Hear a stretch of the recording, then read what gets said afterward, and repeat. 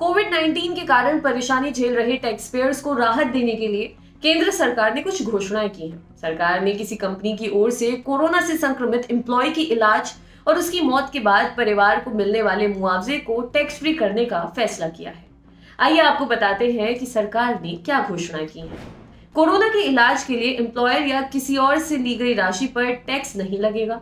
सरकार की ओर से जारी प्रेस रिलीज में कहा गया है कि कोविड के इलाज के लिए ज्यादातर टैक्स पेयर्स ने अपने एम्प्लॉयर और शुभचिंतकों से पैसे लिए हैं। वित्त वर्ष 2019-20 में एम्प्लॉयर या किसी व्यक्ति से कोविड-19 के इलाज के लिए प्राप्त राशि पर आयकर छूट प्रदान करने का फैसला लिया गया है।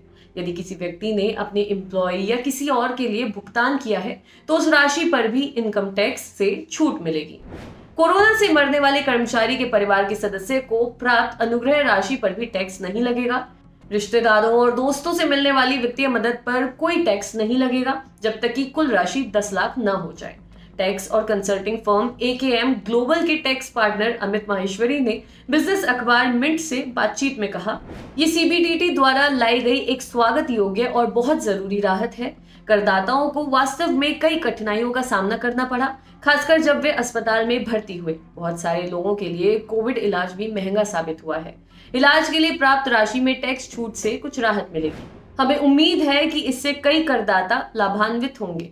मृत्यु पर प्राप्त अनुग्रह राशि की छूट भी एक अच्छा कदम है और इससे प्रभावित परिवारों को कुछ राहत मिलेगी। सरकार ने पैन और आधार को जोड़ने की समय सीमा 30 जून से बढ़ाकर 30 सितंबर कर दी है।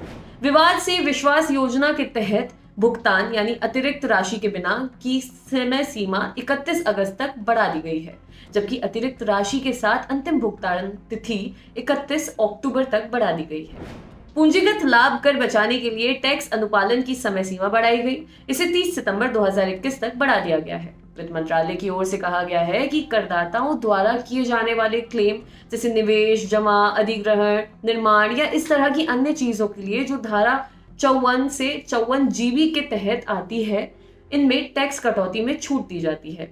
इनमें क्लेम की अंतिम तिथि को अब बढ़ाकर 30 सितंबर 2021 कर दिया गया है। वित्त राज्य मंत्री अनुराग ठाकुर ने बताया कि महामारी के कारण कई लोगों की नौकरी चली गई, यहाँ तक कि उन्हें बीमारी के खर्च से भी जूझना पड़ा है।